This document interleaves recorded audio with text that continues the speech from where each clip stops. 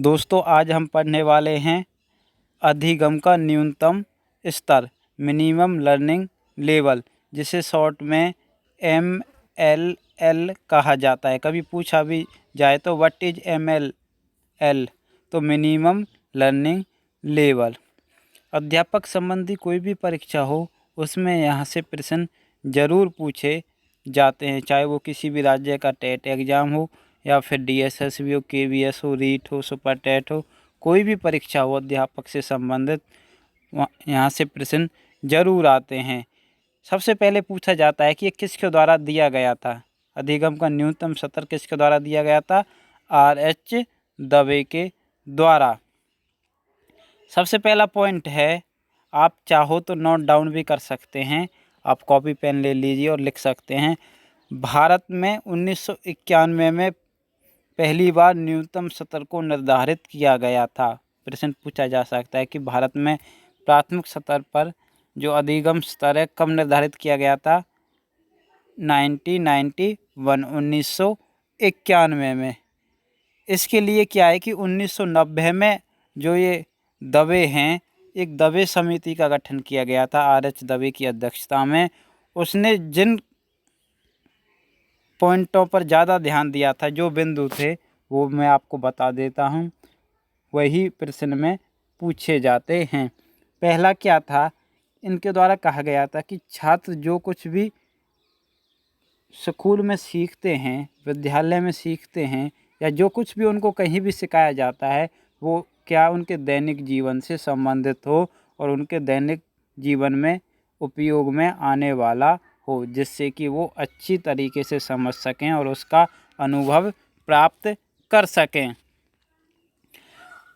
यदि जैसे कि कोई भाषा हो, गणित हो, सामान्य ज्ञान हो, विज्ञान हो, सामाजिक विज्ञान हो, कला खेल कोई भी हो, क्या है कि वो उन्हें उस स्तर का बताया जाए जो उनके दैनिक जीवन में उस समय कार्य में आता हो।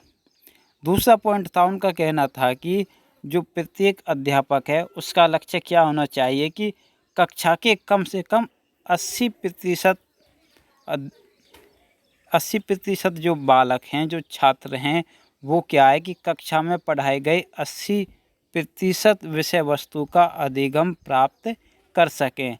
उनका कहना था कि यदि आप कक्षा में पढ़ा रहे हो तो क्या है कि छात्र उसका 80% और 80% ही छात्र उसका अधिगम कर सकें, इतना न्यूनतम स्तर होना चाहिए। कम से कम 80% छात्र 80% विषय वस्तु को प्राप्त कर सकें।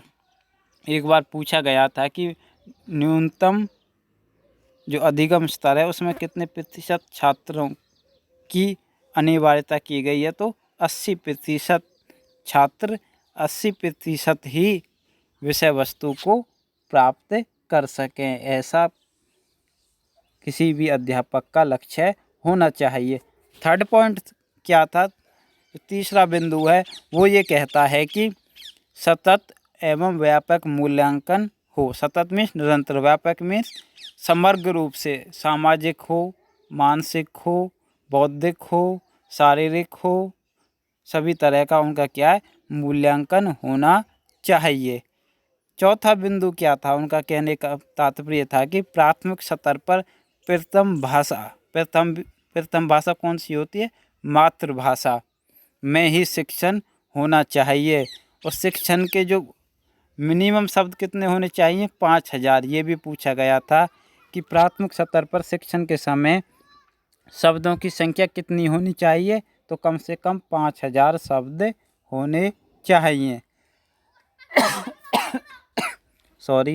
अगला बिंदु था उनका कि छात्रों को परीक्षा में सफल होने के लिए कितने प्रतिशत अंक चाहिए? 33% अंक चाहिए।